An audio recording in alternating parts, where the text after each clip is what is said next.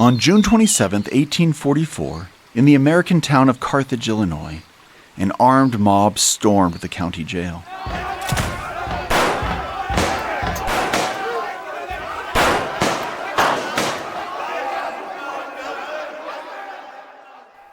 There, they murdered the prophet Joseph Smith and his brother Hiram. The job was done in an instant, eyewitness Willard Richards would write not long after the smoke cleared. His letter was intended for several different recipients, including Emma Smith, the prophet's wife. Upon Richards fell the duty to inform Emma that she was now a widow and that her children had lost their father. The news would also inspire mourning among the thousands of men and women who, as members of the Church of Jesus Christ of Latter-day Saints, followed Joseph Smith as a prophet of God. They would weep for their fallen church president. Since that day in 1844, Latter-day Saints have commemorated the tragic event. They have memorialized Joseph and Hiram Smith as martyrs. They refer to this moment as the martyrdom of Joseph and Hiram Smith, or sometimes simply as the martyrdom. What brought about this assassination? What motivated a mob to take such illegal actions? How, in a country that celebrated itself as a bastion of freedom, did the assailants justify murdering two religious leaders? Like most historical events, the murder of Joseph and Hiram Smith is a long and complex story. It's a story of faith and valiance, and of fear and violence. It's a story about politics and the law, and about intolerance and mobs.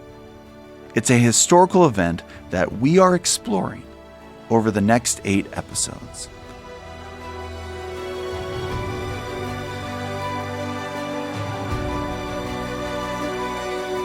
This is Road to Carthage, a Joseph Smith Papers podcast. And I'm your host, Spencer McBride.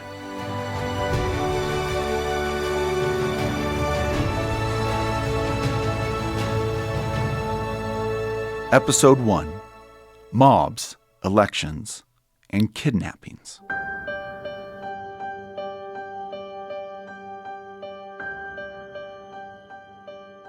Here's the thing about the martyrdom of Joseph and Hiram Smith, and the series of events that led to it. To understand them, we have to understand what happened to members of the Church of Jesus Christ of Latter-day Saints in Missouri during the 1830s. In 1833, mobs violently expelled the Saints from their lands in Jackson County, Missouri. In 1836, the Saints were forced to leave Clay County, where they had temporarily lived as refugees. Then, in 1838, war broke out between vigilantes and the Saints in the state. The state's militia sided with the mob, and the state's governor ordered the expulsion of the Saints under threat of state-sanctioned extermination. The mobs killed several Latter-day Saint men, sexually assaulted several Latter-day Saint women, and destroyed or confiscated substantial amounts of Latter-day Saint property. And all of the Saints' appeals for help from different levels of government proved futile.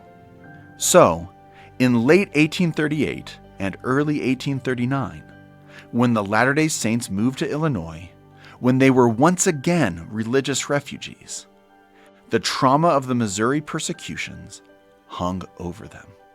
I don't think you can really understand the history of Nauvoo without understanding what the Saints went through in Missouri. That's historian Matthew Godfrey, a general editor of the Joseph Smith Papers. The level of violence they experienced there, the trauma that they experienced from being forced from their homes, whether it was being expelled from Jackson County in 1833 or being not violently expelled but still asked to leave Clay County in 1836, and then all of the violence that breaks out in 1838.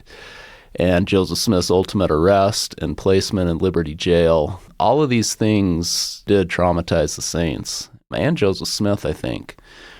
And so when they go into Illinois, they really want to be able to create a society where they can live in peace, where they don't have to worry about those who are not of their faith raising mobs and trying to expel them from where they are living.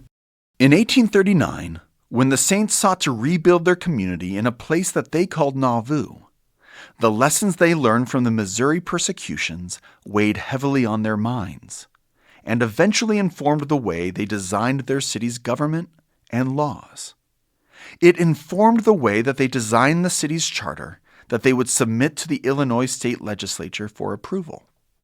Alex Smith, a historian with the Joseph Smith Papers, explains. They're trying to approach Nauvoo in such a way that they can protect its citizens and prevent a repetition of the kind of experiences they had in Missouri. So when they arrive in Nauvoo, almost immediately after clearing land, starting to build structures to live in and that kind of thing, very quickly on their minds within the first year and a half is the idea of establishing legal protections for themselves in the form of applying for charters, especially a charter for the municipality of Nauvoo from Illinois state government. When they approach the Illinois state legislature in the fall of 1840, it's with the intent of obtaining powers that enable them to protect the citizens of Nauvoo. And they do that by crafting what becomes considered quite a broad, open-ended, very powerful institutional charter for the city. The charters granted the city of Nauvoo legislative powers in the form of a city council and judicial powers that included a mayor's court and a municipal court. Those judicial powers allowed certain city officials to issue writs of habeas corpus, a legal mechanism that could be used to question the legality of an arrest warrant. The charters also gave the city the ability to form a militia. In fact, the state of Illinois encouraged cities and towns to form militia units that were part of the larger state militia. For Latter-day Saints, the idea of a unit of the state militia based in their city was attractive, especially given their tragic history with mobs. So, just how unique were these powers in the Nauvoo Charter? If you look at Nauvoo's charter that was granted by the legislature, it incorporates a tremendous amount of power. None of the individual elements of the charter are necessarily unique to Nauvoo. But at the time that Nauvoo's charter was passed by the legislature, Illinois had previously chartered 5 cities in the state: Springfield, Quincy, Alton, Galena, and Chicago. And if you look at the wording in Nauvoo's incorporating act, they're really just borrowing language from each of these other charters, almost copying and pasting, if you will, concepts that they want included in their charter that give them abilities to hear writs, to have their own municipal court, to have their own city council that legislates for themselves, to have city officers that serve the roles of justices of the peace, things like that. And it's almost that they're taking boilerplate language from these other charters and incorporating it into their act that they want to have passed. The challenge becomes that if the individual powers of Nauvoo's charter are not necessarily unique, the aggregate is. Nauvoo's incorporating act becomes so powerful because of how broad it is and how extensive. The combination of powers granted to the city extends far beyond what any of these previous 5 cities had enjoyed. So, how did the Illinois state government react to such a unique charter when it came up for approval? The story is well known that it passes Illinois' legislature with very little adjustment, correction, or rebuttal by any of those deliberating it. Thomas Ford, Illinois' governor, later put in his history of the state that really none were opposed. Not the Whigs, not the Democrats. Both saw the Latter-day Saints as this large new potential constituency that they wanted to please, and they legitimately criticized Missouri's actions in driving the Saints out. So they were really trying to provide a place of refuge for these people. Members of both political parties congratulated the man representing the church in presenting Nauvoo's charter for approval. This included 2 men destined for fame in American politics: Democrat Stephen A. Douglas and Whig Abraham Lincoln. So, in January 1841, the Saints had the legal and political system in place that they believed was necessary to build a safe haven in the fledgling city of Nauvoo. But would that legal and political system hold the next time that people sought to harm church members, including Joseph Smith? And what would happen if the other citizens of the state grew wary of the unique combination of powers that the saints thought was essential for their protection?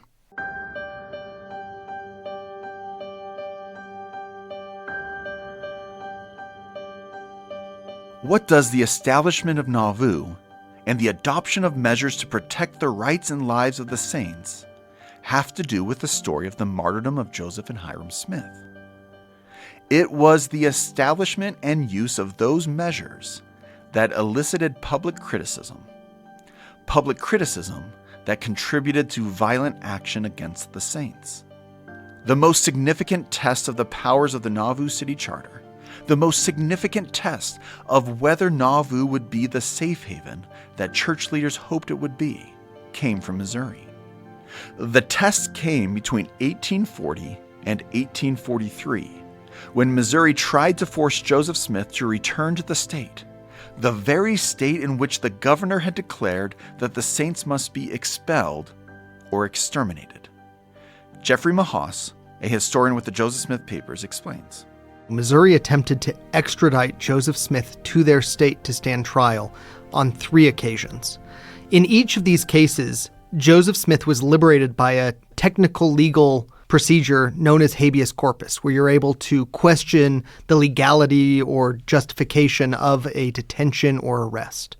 Joseph Smith knew that if he went to Missouri, he would be susceptible to attack from avowed enemies of him and the church. He had good reason to believe that if he returned to Missouri, he would be killed. So, while Joseph Smith questioned the justness of the charges that Missouri officials leveled against him, each time Missouri tried to extradite him, he used writs of habeas corpus to challenge the basis of the extradition request and corresponding arrest warrants. And he did this all in Illinois, where he believed he could receive fairer hearings. Now, the first 2 extradition attempts in 1841 and then in 1842 and early 1843 were heard in local circuit courts and also in the federal court system. In 1841, a judge named Stephen A. Douglas, who would later go on to political fame, ruled that the arrest warrant was faulty and freed Joseph Smith from custody. In January 1843, Joseph Smith once again triumphed in challenging the merits of Missouri's claim on him, this time before a judge of the United States Circuit Court.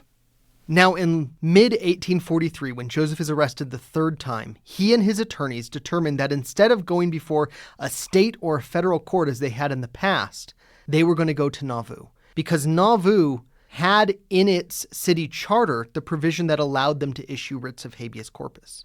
Now, most legal jurists at the time thought that this provision only allowed Nauvoo to issue writs of habeas corpus for local cases. So if someone commits a crime in Nauvoo and is arrested in Nauvoo by Nauvoo legal authority, they could petition for a writ of habeas corpus and have a hearing before Nauvoo city courts. But Joseph and his attorneys come up with a much more expansive interpretation, arguing that Nauvoo has the power to issue writs of habeas corpus over state and federal jurisdictions. In this 3rd and final attempt by Missouri to have Joseph Smith extradited, Nauvoo city courts heard the case and ruled in Joseph Smith's favor. To Joseph Smith and the saints in Nauvoo, who understandably questioned Missouri's motives and its legal reasoning for seeking to extradite the prophet, the result of all 3 extradition hearings between 1841 and 1843 were a major victory. Matthew Godfrey explains. I think one of the things that you can see from all of these extradition attempts is that the measures that the saints put together to try to protect Joseph Smith, to protect themselves, did work, because you have in all 3 of these extradition attempts Joseph being able to be discharged from custody because of writs of habeas corpus. And so if that really was the goal of the saints, that they didn't want Joseph Smith to be able to be taken by his enemies, then I think you can say that those safeguards worked. because they did prevent Joseph Smith from ever being taken back into Missouri at the time. Yet, while the saints in Nauvoo interpreted this successful use of habeas corpus as proof that the safeguards they had built in Nauvoo were working, safeguards that the Illinois state legislature had granted the city in the first place, others were concerned by their actions. The concern did not grow simply out of differing interpretations of the law. The concerns were motivated in part by economic and political matters. The concerns were motivated by power. Many non-Latter-day Saints in Western Illinois worried that the presence and organization of the Saints would mean that they could not exercise the political and economic power that they once had, or that they had hoped to exercise. And this animosity toward the Saints was spread in the region's newspapers. Brent Rogers, managing historian of the Joseph Smith papers, explains. The local Illinois newspapers played a primary role in stirring up antagonism towards the Saints and were often very critical of the Saints. And very early on as well, from the early 1840s, Warsaw Signal newspaper editor Thomas Sharp was very vocal in his disdain for Joseph Smith and the Latter-day Saints. The Warsaw Signal was a newspaper published in the town of Warsaw, just down the river from Nauvoo, and an economic rival to the Saints' fledgling settlement. It's important to the story of the events that led to the martyrdom to understand just how influential newspapers were at this time and in this place. Newspapers were absolutely vital sources of information in 19th century America. They were the main source of political, economic, and civic information, and they were incredibly significant to the spread of ideas, especially when you consider how newspapers would often pick up the interesting or important stories from neighboring cities' newspapers, and then they would reprint them in their own paper. And then maybe the next town over would read that and print it, and pretty soon it gets to one of the big cities in the East, New York City or Boston, and then it's getting an even wider circulation. And so that networking of information would soon spread far and wide these interesting and important stories about people, places, and events. So if a local Illinois newspaper printed negative editorials about Joseph Smith and the church, then those stories often appeared in other newspapers. Such was the power of newspaper editors. And Thomas Sharp was open about his intent to criticize Joseph Smith. In one 1841 editorial, he got to the heart of why he disliked Joseph Smith and the Latter-day Saints so much. He wrote, quote, "Whenever they, as a people, step beyond their proper sphere of a religious denomination and become a political body, as many of our citizens are beginning to apprehend will be the case, then this press stands pledged to take a stand against them. On religious questions it is and shall remain neutral, but it is bound to oppose the concentration of political power in a religious body or in the hands of a few individuals." End quote.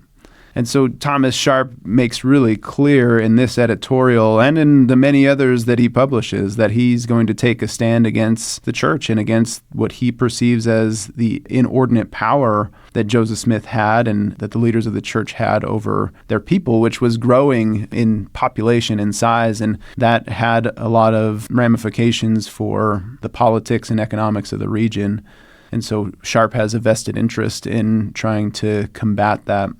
Despite his claim of neutrality on religious questions, in the pages of his paper, Sharp regularly mixed mockery of and disdain for the Latter-day Saints' religious beliefs with his criticism of their economic and political actions. Sharp could not separate his religious prejudice from his other opinions of the Latter-day Saints.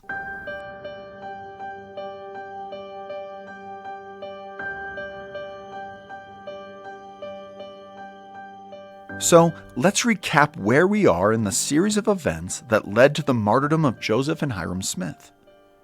Joseph Smith and other church leaders in Nauvoo built the city and its laws in such a way that they would be protected from a repeat of the persecution and violent abuse that they had experienced in Missouri.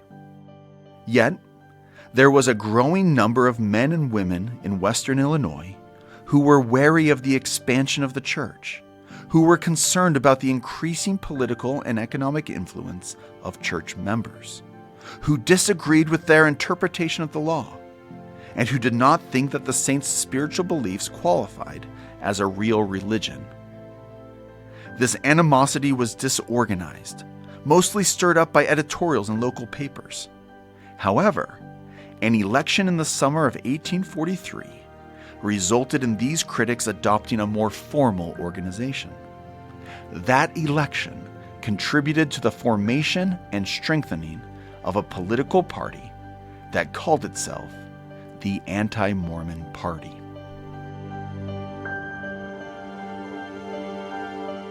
In addition to the powers afforded civic leaders in Nauvoo in that city's charter, the Latter-day Saints also relied on political strategies to guard against the return of persecution and mob violence. When they moved to Illinois, the state was divided nearly equally between the two major political parties, the Democrats and the Whigs. This was to the advantage of the Saints. While they were a minority in the state, the near equal division of voters in the state meant that by voting together, church members could determine the outcome of many elections. Joseph Smith spoke on this strategy on several occasions. He was clear that church leaders would not tell members how to vote. They could vote as they desired.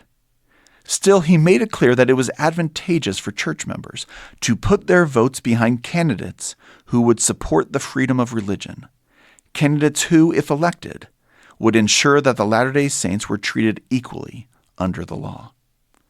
In December 1841, Joseph Smith wrote, quote, "We care not a fig for Whig or Democrat. They are both alike to us.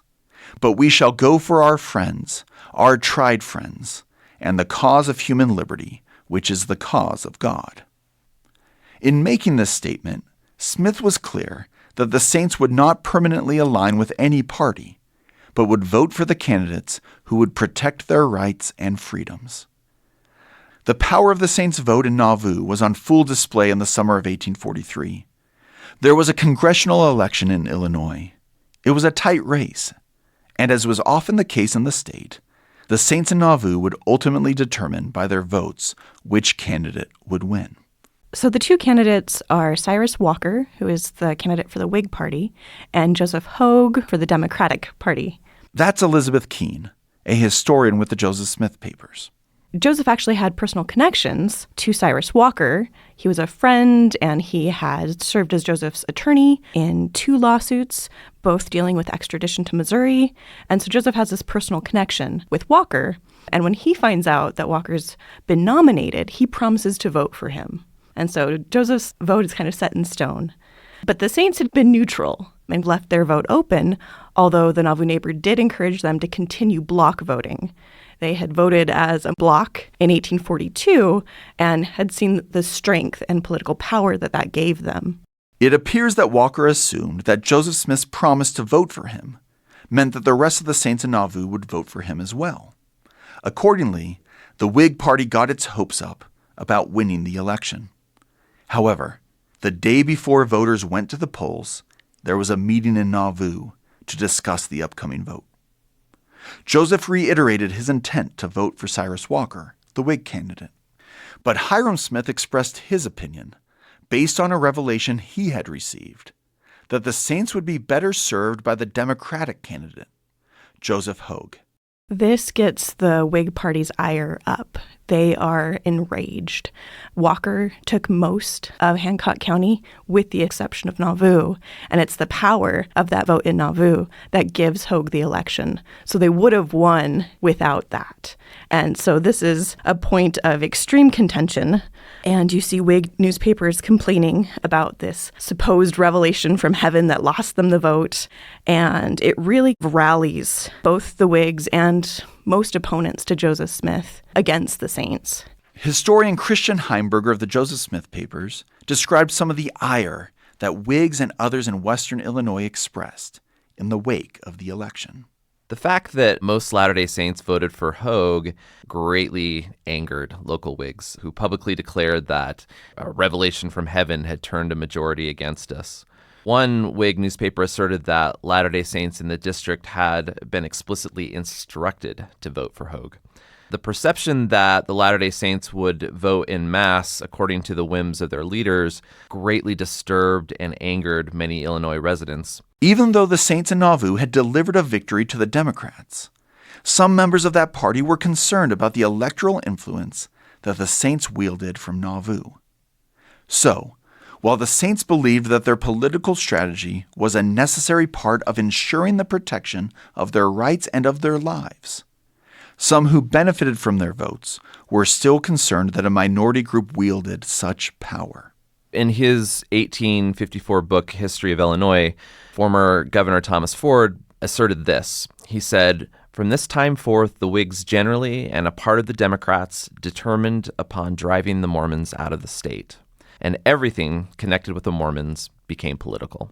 One of the reasons that this election became a turning point in the story of the Latter-day Saints in Illinois, and a key event in the series of events that would lead to the assassination of Joseph and Hiram Smith, is that the election results drove many of the church's severest critics to organize themselves more formally.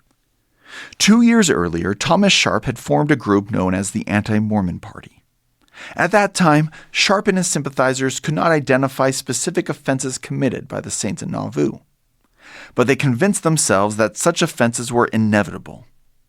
And the Anti-Mormon Party focused its animosity on the existence and size of the Nauvoo Legion, trying to depict the Saints as a violent and lawless people.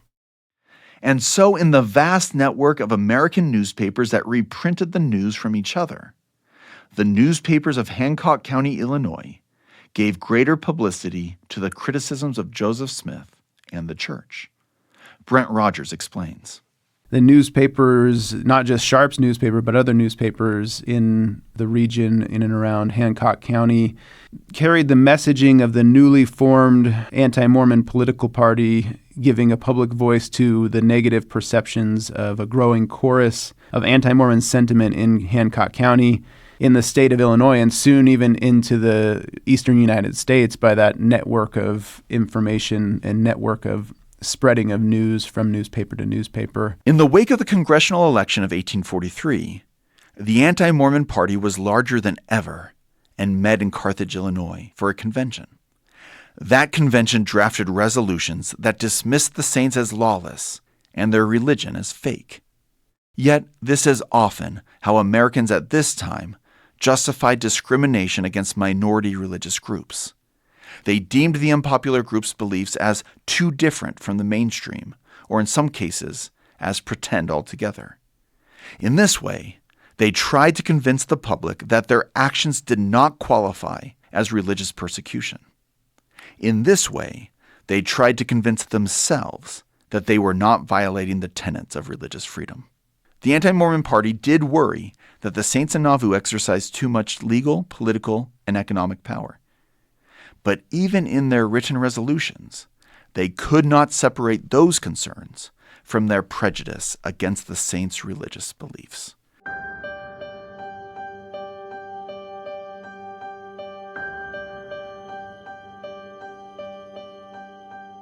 From late summer 1843 onward, the newly formed Anti-Mormon Party was watching and waiting for an opportunity to take action against the Saints. A series of dramatic events later that year gave them the moment they were hoping for. And it started with rumors. One of the rumors that continuously followed the Saints from Missouri onward was that there was a large network of Latter-day Saint thieves that were stealing property. Now, on the one hand, we know there were some Latter-day Saints who were stealing horses and other property from their neighbors. Their attitude seems to have been one of, the world took everything from me in Missouri. I'm justified in taking a few horses. This is wrong. It's condemned repeatedly by Joseph, by Brigham, by Hiram, by many other church leaders, but it is a small element, and it's nowhere near as large as the anti-Mormon conspiracies make it seem. They're talking about large networks of horse thieves that are roaming the county, stealing any livestock that can be seen. Clearly exaggerations. Some church members chose to ignore the repeated statements from church leaders urging them to obey the law. and it had disastrous consequences. In late 1843, two Latter-day Saints, Ebenezer Richardson and Mark Childs, were caught stealing horses in Missouri. In order to save themselves, they claimed that they could lead their captors to the men behind the rumored crime ring. They said that the men were a father and son living in western Illinois, named Daniel and Philander Avery. Now, there is no evidence that the Averys were guilty of such crimes. Yet the two captured thieves helped hatch a plot to kidnap the Avery men. Almost immediately in mid-November 1843, Ebenezer Richardson goes to Philander Avery's home, convinces him to visit him in Warsaw on some business, and as soon as Philander arrives in Warsaw, he's grabbed by Missourians and taken across the river. A knife is put to his throat, and he's told to confess to all of these thefts, otherwise he'll be killed. This was the type of moment that the anti-Mormon party had been waiting for. They saw it as a justified reason to come after some of the Latter-day Saints. And the first person they went after was Philander's father, Daniel. And so in response to these allegations, Levi Williams, one of the leaders of the anti-Mormon party, and also the colonel of the militia, leads a band of about a dozen anti-Mormons to Daniel Avery's house, where they kidnap him at gunpoint, tie him to a horse, and ride him across the river into Missouri, where he can face what they say is justice. This kicks off a firestorm in the region. Latter-day Saints look at this, and when they receive word of these kidnappings, they think if this can happen to Daniel and Philander Avery, it could happen to Joseph Smith, it could happen to anyone. We need to ramp up our security. We need to be prepared for a fight. The anti-Mormons are coming for us. Adam Petty, a historian with the Joseph Smith Papers, shared with me his perspective on this historical episode.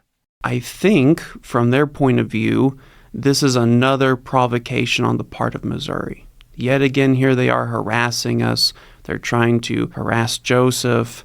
When will we get any peace? I think that's really their mindset. And so they're trying to provide some strong protections for Joseph and for the Latter-day Saints. Once Joseph Smith learned of the kidnappings, he took several immediate actions. He wrote to Governor Thomas Ford to ask for his advice.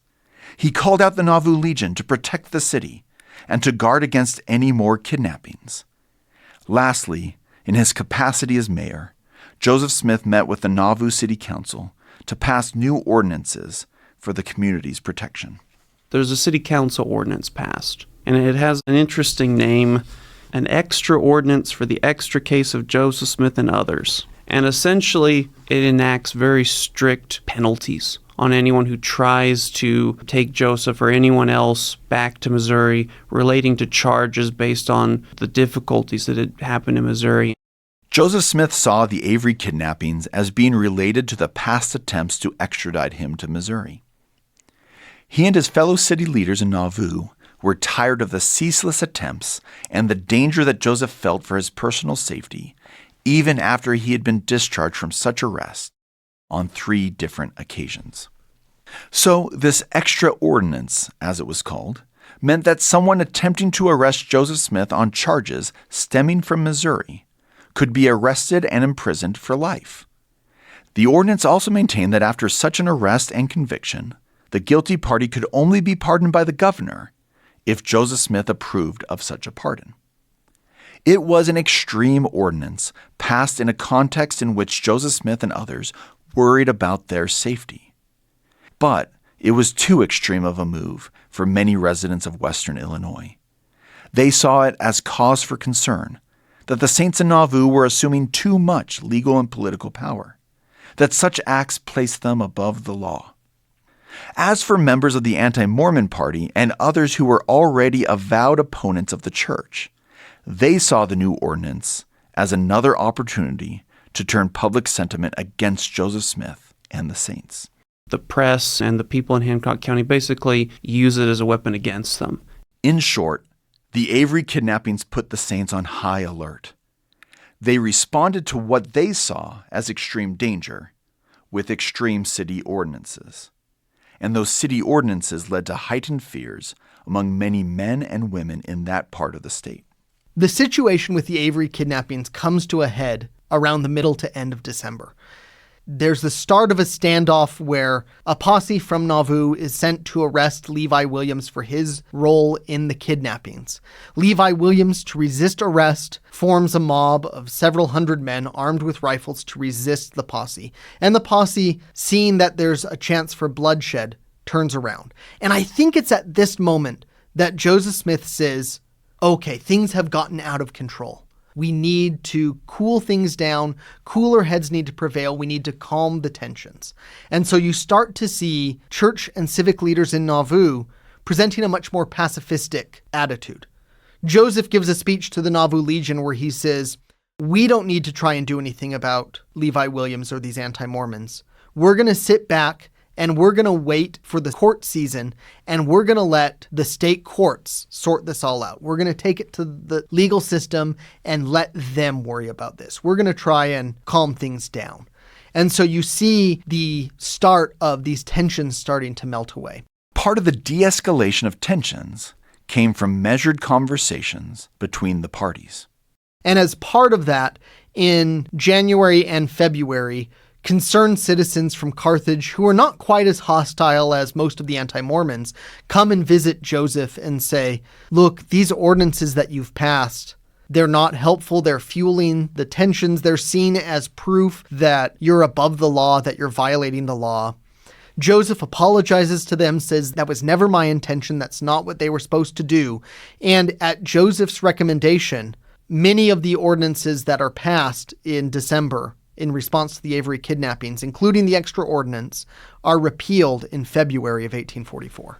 For many residents of Western Illinois, life seemed to return to normal in February 1844. But for members of the anti-Mormon party, they remained as committed as ever to expelling the saints from the state, violently if they had to.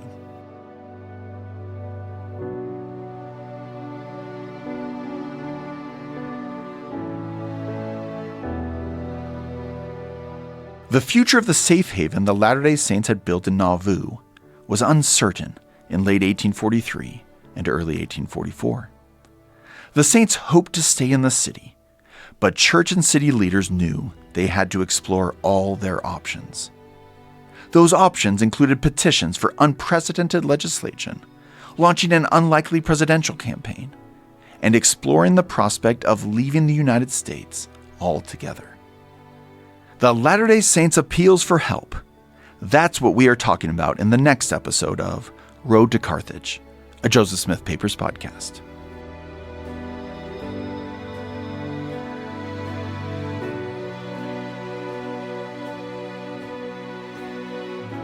If you are interested in learning more about the history discussed in this episode, or in exploring the papers of Joseph Smith, visit josephsmithpapers.org.